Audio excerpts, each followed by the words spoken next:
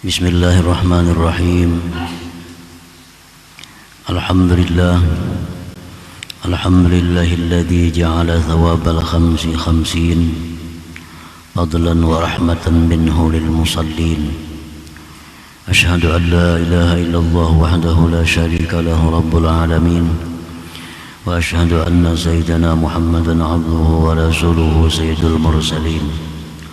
Allahumma salli wa sallim wa barik ala sayyidina Muhammadin as-sadiqil wa'dil amin wa ala alihi wa sahbihi wa tabi'in wa dhurriyyatihi wa atba'ihi ajma'in salatu wa salaman daimaini mutalazimaini ila yaumiddin, amma ba'du.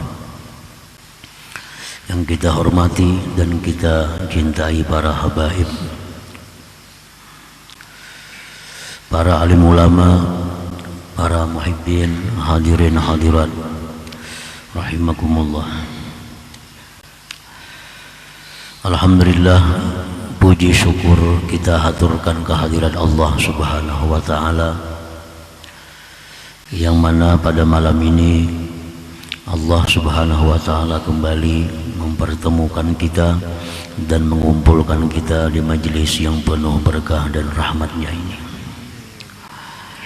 Salawat dan salam keharibaan junjungan kita, kekasih Allah Nabi besar Muhammad sallallahu alaihi wasallam dan keluarga, sahabat, zuriat dan pengikut beliau sampai hari akhir. Para muhibbin rahimakumullah, al-hikmatus sabi'ata asyrata ba'dal mi'ah minal hikamil ataiyah. Qala al-Imam Ahmad ibn Athaillah as-Sakandari rahimahullah wa nafa'ana bi ulumihi wa asrarih. Hikmah yang ke-117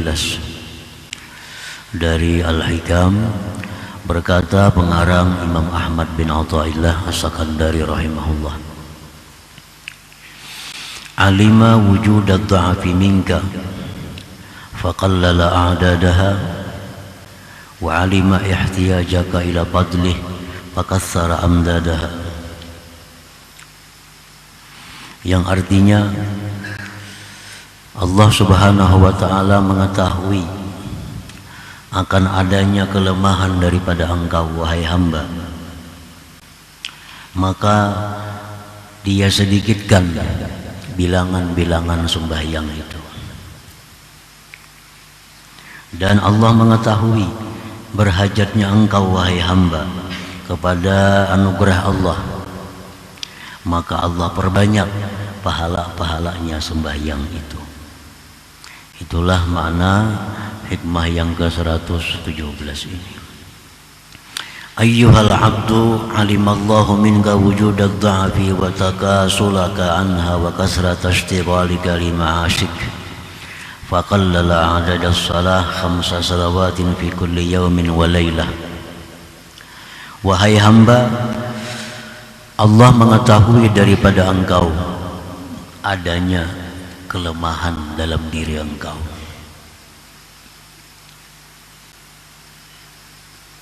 dan Allah mengetahui akan malasnya engkau daripada sembahyang itu, dan Allah mengetahui banyaknya kesibukan engkau untuk penghidupan engkau. Maka Allah sedikitkan bilangan-bilangan sembahyang 5 waktu dalam sehari semalaman.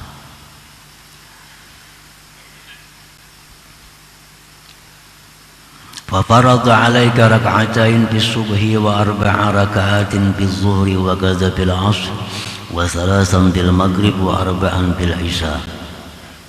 5 waktu dalam sehari semalam itu sudah sedikit, ditambah lagi dengan rakaat yang sedikit.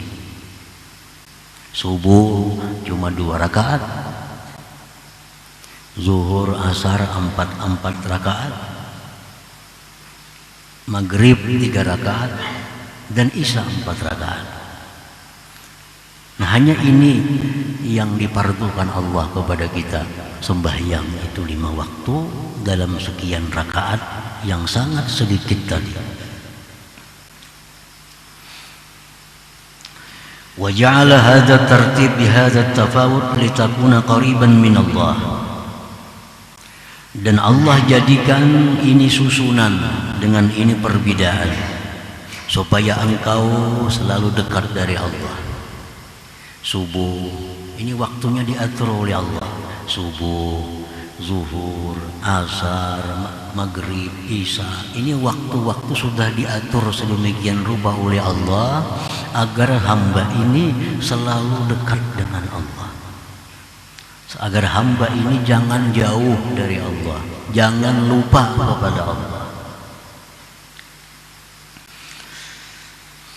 Wa ma'lumun annaka idza addaita as-salah bi hadhihi surah la tajidu ta'aban bil ibadah wa lam tafutka maslahatul ma'isah. Dan maklum bahwa engkau bila menunaikan sembahyang dengan ini rupa, engkau tidak akan mendapati kesusahan pada beribadah. Susahlah kita beribadah, cuma 2 rakaat subuh, 4 rakaat zuhur, 4 rakaat asar.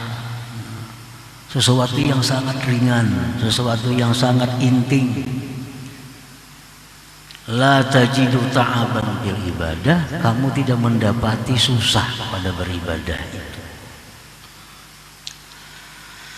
Walam tafutta maslahatul ma'isha, dan tidak akan luput akan engkau urusan kemaslahatan penghidupan engkau. Artinya yang sedemikian ini kadang mengganggu, tidak mengganggu kemaslahatan usaha engkau, tidak akan merusak aturan pekerjaan engkau. Orang jadi pegawai negeri dengan sembahyang yang sedikit ini tentu tidak akan mengganggu urusan kepegawaiannya. Bisa lawas nongkrong di warung 2-3 jam, ini nang merusak gawean kumpulan kantor itu. Kalau sembahyang ini kan merusak. Zuhur cuma 4 rakaat, asar cuma 4 rakaat. Ini yang diminta Allah kepada hamba-Nya. Walam tafurka maslahatul ma'isah. Yang berdagang tidak akan merusak perdagangannya, tidak akan mengganggu kegiatan perdagangannya, hanya dengan 4 rakaat zuhur, 4 rakaat asar. Nah, para muhibbin rahimakumullah, jadi jumlah rakaat yang ditetapkan oleh Allah subuh 2, 4, 4, 3, 4, ditambah lagi waktu-waktu yang ditentukan Allah, itu semua adalah mengandung rahasia dari Allah, mengandung kebaikan-kebaikan yang banyak kepada kita. Dan itu diketahui oleh arbabul qulub wal basair, diketahui oleh orang-orang yang punya mata hati dan penglihatan batinnya. Kenapa Allah mewajibkan subuh 2? Itu ada rahasia yang besar, yang kebaikannya untuk kita. Kenapa zuhur mesti 4? Itu ada kebaikannya. Nah, para muhibbin rahimakumullah, wa fi Iqadhul Himam, dalam kitab Iqadhul Himam disebutkan, famin lutfihi bik ayyuhal insan qallala a'dadaha ma'a sa'atiz zaman. Nah, setengah daripada kelembutan Allah dengan engkau wahai manusia, Allah sedikitkan bilangan sembahyang itu, ma'a sa'atiz zaman, serta luasnya masa. Nah, kalau kita hitung maghrib misal 5 menit, 5 menit kali 5 cuma berapa menit? 25 menit. Sedangkan waktu diberi Allah dalam sehari semalaman 24 jam. Nah, jadi kalau benar nang kada sembahyang itu durhaka benar lawan Allah, sangat durhaka kepada Allah. Dalam waktu 24 jam Allah minta cuma 20 menit menghadap Allah. Banyak nang kada sempat, banyak nang kada sempat. Ada yang sibuk dengan kantornya, ada sibuk dengan pertaniannya, ada sibuk dengan permainannya, ada sibuk dengan malasnya, ada sibuk dengan menganggurnya. Banyak yang melupakan Allah. Dan Allah minta cuma sekitar 20 menit dalam waktu 24 jam. Bukan main luasnya. Dan lagi Allah, daripada lembutnya Allah, sembahyang yang 4 ini, zuhur, asar, isya, itu kalau dalam keadaan musafir bisa dibikin 2 rakaat, 2 rakaat lagi. Waktunya bisa diatur, diubah-ubah dalam keadaan musafir. Nah, juga kita bayangkan rahmat Allah itu. Mana sudah sedikit, didikiti Tuhan lagi pulang 4 jadi 2. Waktunya yang zuhur boleh dibawa ke asar, yang asar boleh dibawa ke zuhur. Nah, daripada mudahnya Allah, daripada lembut sayangnya Allah kepada hambanya, agar apa? Agar hamba ini jangan jauh dengan Allah, agar hamba ini jangan berpaling dari Allah. Karena bila hamba itu jauh dari Allah, hamba ini pasti akan rusak. Karena Allah itu sumber kebaikan, Allah sumber kemuliaan, Allah sumbernya kebahagiaan, Allah sumbernya ketenangan. Kalau kita jauh dari sumber itu, kita akan susah. Nah, jadi Allah itu menghendaki, mengingini agar kita ini selalu dekat dengan sumber ketenangan, dengan sumber kekayaan, sumber kemuliaan. Nah, maka Allah wajibkan kepada kita sembahyang itu.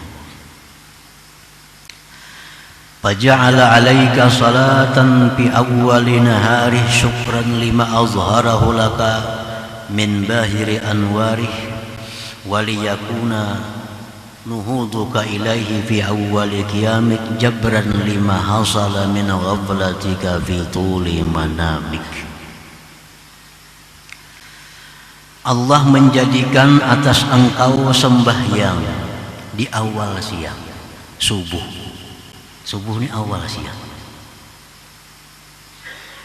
Nah, sembahyang subuh itu dijadikan oleh Allah, diwajibkan kepada kita agar dijadikan sembahyang itu bentuk syukur kita kepada Allah, syukur datangnya siang.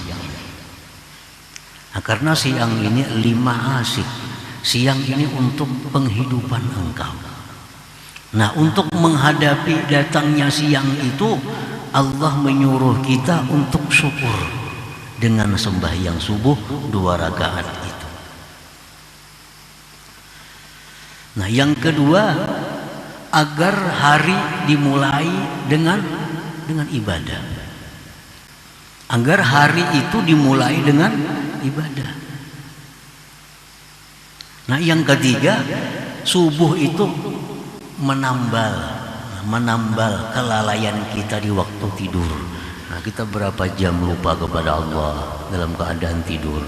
Nah, bangun salat subuh, ini subuh fungsinya adalah sebagai penambal dari lalainya kita kepada Allah selama tidur tadi. Nah, ini fungsinya sembahyang subuh itu. 1, syukur kepada Allah datangnya siang. Yang kedua, mengawali siang dengan ibadah. Yang ketiga, menutupi kelingahan, kelupaan kita kepada Allah di waktu tidur di malam hari tadi. Nah, maka itu subuh ini diletakkan oleh Allah di awal siang itu. Nah, para muhibbin rahimakumullah.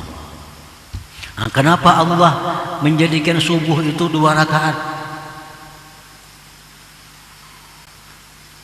Di dalam kitab Hikmatut Tasyri' disebutkan, nah, karena itu waktu subuh itu waktu kita masih malas, waktu masih malas, bangun guri, nah, masih ringkut lagi awal, mata kurup-kurup lagi. Nah, jadi Allah cuma mewajibkan 2 rakaat, 2 rakaat. Nah, dan lagi subuh sebagai pembuka. Pembuka itu biasa kadang mau banyak, masih sedikit. makanan pembuka aja. Wadah-wadah kan, buah-buah kah, langsung nasi. Ada mau biasa makanan pembuka tuh sedikit gitu loh. Nah kayaknya zuhur nang iyanya. Nah itu 4 rakaat. Nah ada sebagian ulama atau hukama yang menjelaskan demikian itu. Jadi orang yang tidak sembahyang subuh, orang yang tidak mensyukuri datangnya siang, orang yang tidak memulai harinya dengan ibadah, orang yang tidak menutupi kelalaiannya kepada Allah di malam hari itu. Karena fungsi subuh demikian.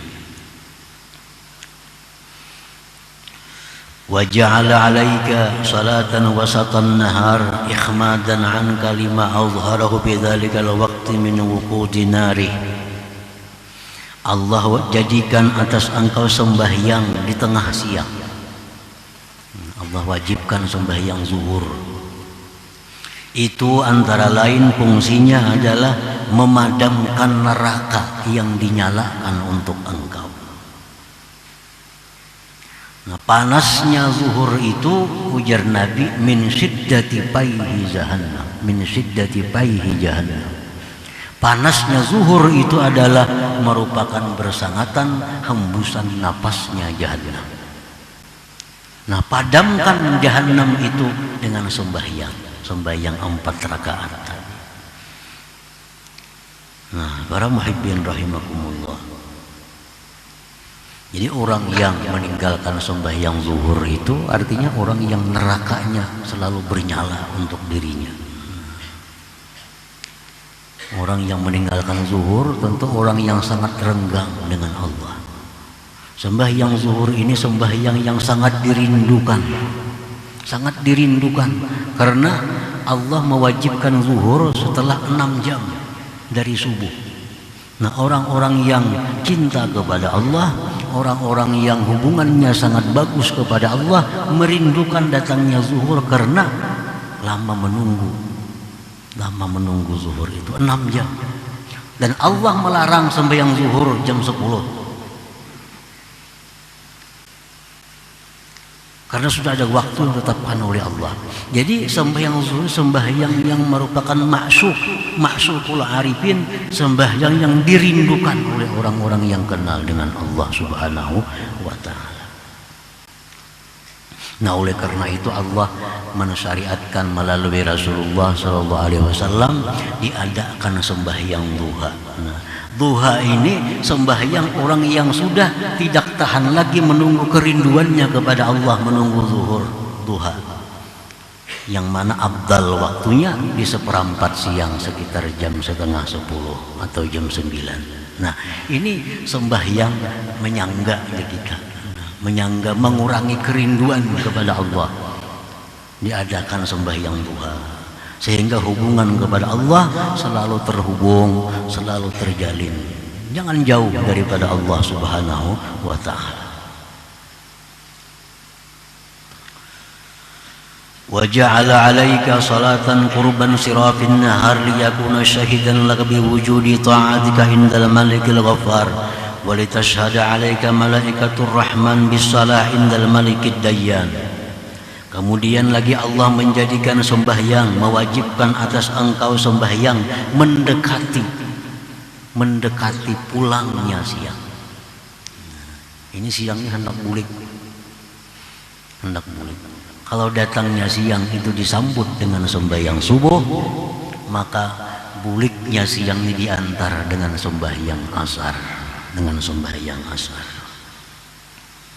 Nah, sembahyang asar ini adalah sembahyang yang disaksikan oleh malaikat khusus artinya. Karena pada waktu asar itulah malaikat naik ke hadirat Allah Subhanahu wa taala membawa amal ibadah hamba yang dilakukan pada siang hari. Nah, begitu malaikatnya naik kepada Allah, Allah yang Maha Tahu itu bertanya kepada malaikat, "Wahai malaikatku, bagaimana kau tinggalkan hamba-hambaku?" Malaikat menjawab, "Kami tinggalkan mereka dalam keadaan sembahyang asar." Nah, ini sembahyang yang disaksikan oleh malaikat. Nah, sembahyang asar ini menurut sebagian besar ulama merupakan sembahyang wusta, sembahyang yang paling afdal dari 5 waktu itu. Nah, sampai-sampai ada hadis Nabi yang mengatakan bahwa orang yang ketinggalan sembahyang asar ini adalah orang yang dihabiskan segala-galanya. Ini sembahyang asar. Artinya orang yang meninggalkan sembahyang asar ini mau berbuat apa saja. Ada orang membunuh anaknya.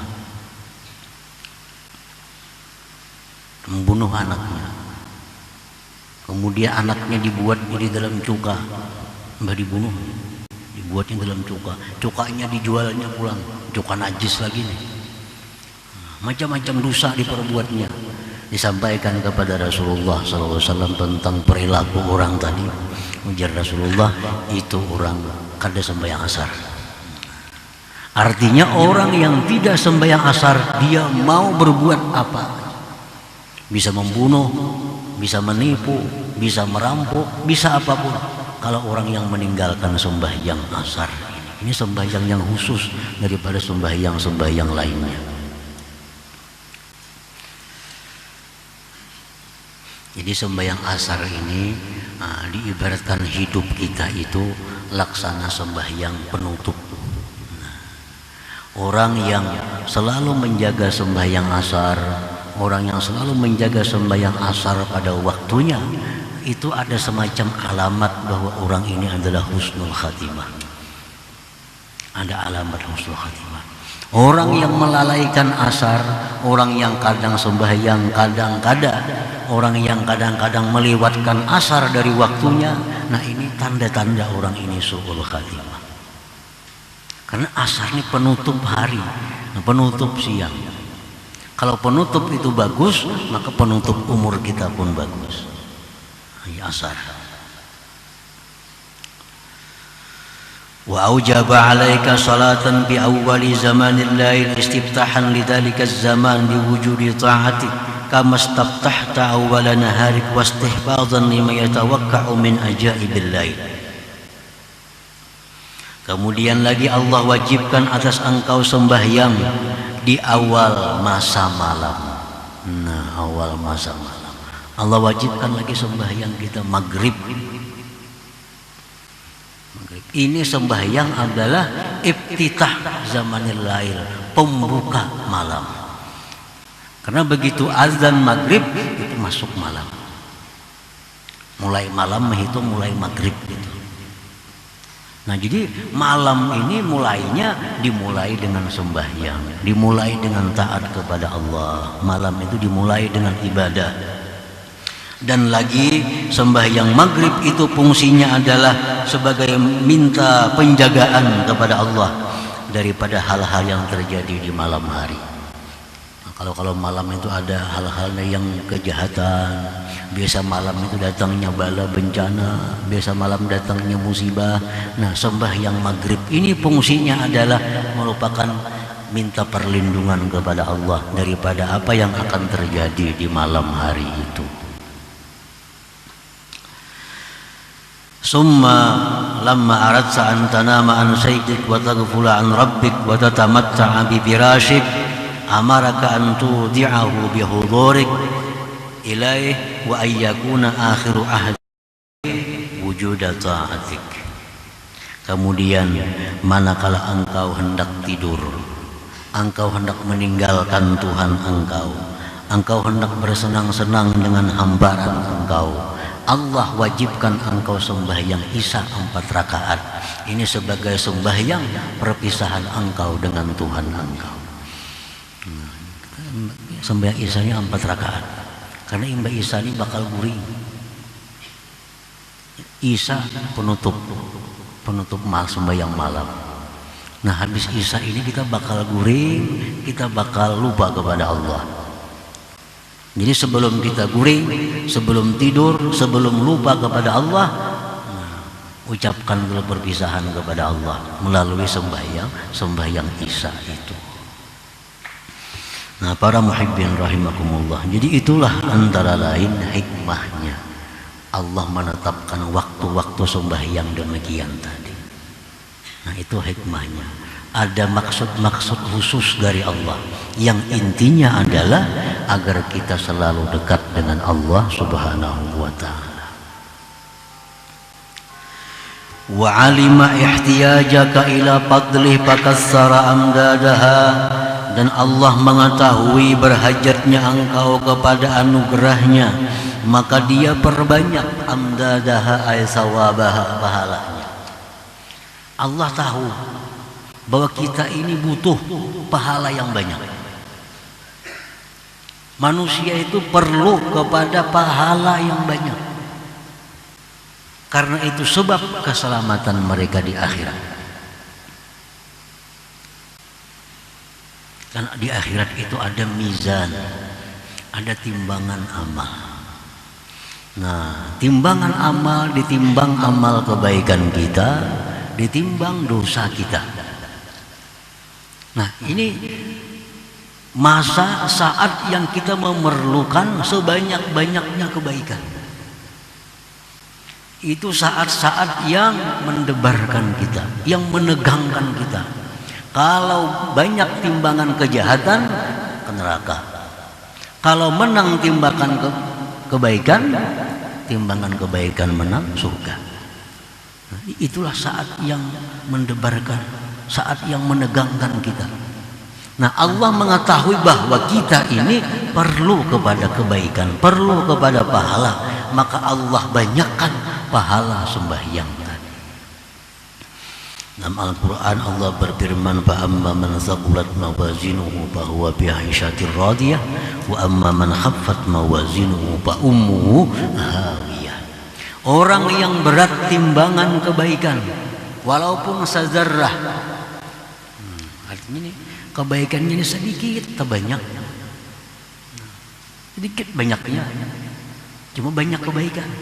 Bahwa bi aisyatir radiyah, dia akan hidup dalam keridhaan, dalam kesenangan. Wa amma man khaffat mawazinuhu, orang yang ringan kebaikannya walaupun sedikit, lebih banyak kejahatannya, fa ummuhu hawiyah, dia kembali ke neraka hawiyah. Nah, jadi kita sangat perlu kepada pahala, dan Allah mengetahui itu, maka Allah perbanyak pahala sembahyang itu. Nah, para muhibbin rahimakumullah, faja'ala kulla salatin bi ashrin bahwa khamsun fil his khamsun bis sawab. Allah jadikan tiap-tiap sembahyang itu dengan 10, maka dia 5 pada kenyataannya, tetapi 50 pada pahalanya. Sembahyang itu 5 kali aja sehari, tapi pada pahalanya sama dengan 50 sembahyang. Wa idza fa'alta bil jamaah kanat kullu wahidatin bi 25. Nah, bila sembahyang tadi berjamaah, sembahyang berjamaah, maka itu menjadi 25 kali. 25 kali ganda, 25 kali lipat ganda. Wa tud'abu bi 'ashrin, ditambahkan, dilipatkan 10. Fasarat mi'atain wa khamsin fi kulli shalah, maka jadilah tiap-tiap satu sembahyang itu berjamaah nilainya 250 kebaikan. Nah, kan satu kali sembahyang 10. Nah, ditambah kalau berjamaah 25. Nah, 25 kali 10 berarti 250 satu waktu. Nah, 5 waktu berarti 1250. Nah, itu kalau sembahyangnya berjamaah di tempat yang biasa. Kalau sembahyangnya berjamaah di tempat yang mulia di Masjidil Haram, nah tambah lagi pulang 100.000 kali ganda. Sembahyangnya di Masjid Nabawi ditambah 1000 ganda. Nah, ditambah lagi sembahyang berjamaah, imamnya pulang imam orang yang mulia, lipat ganda lagi pahalanya. Kehebatan imam ini menentukan banyaknya pahala. Makin imamnya orang yang baik, pahala makin banyak kita mengikut di belakangnya itu. Sebagaimana hadis Rasulullah SAW, as-salah khalfa maghfur ghafarallahu. Sembahyang di belakang orang yang diampuni oleh Allah, di belakang pun diampuni oleh Allah. Kalau sembahyang di belakang orang yang dimuliakan oleh Allah, imamnya orang mulia, di belakang pun jadi orang yang mulia. Makanya imam itu dipilih. Kan dalam agama ada pemilihan imam. Nah, imam itu harus ini, harus ini, harus ini, harus ini. Karena imamnya menentukan yang di belakang. Kalau imamnya orang mulia, di belakang jadi orang mulia. Kalau imamnya orang yang diampuni Allah, di belakang semuaan maghfurun, diampuni oleh Allah. Ditambah lagi imamnya pulang, tentu pahalanya akan berlipat ganda. Jadi makin banyak kebaikan, tentu akan membawa keselamatan kepada kita. Makin banyak kebaikan, maka harapan selamat itu ada pada kita. Wa kana Allah dzul fadlil azim, wallahu dzul fadlil azim, dan Allah Subhanahu wa taala mempunyai anugerah yang besar. Nah, para muhibbin rahimakumullah, selanjutnya hikmah yang ke-118. Ila hadratin Nabi sallallahu alaihi wasallam al-Fatihah.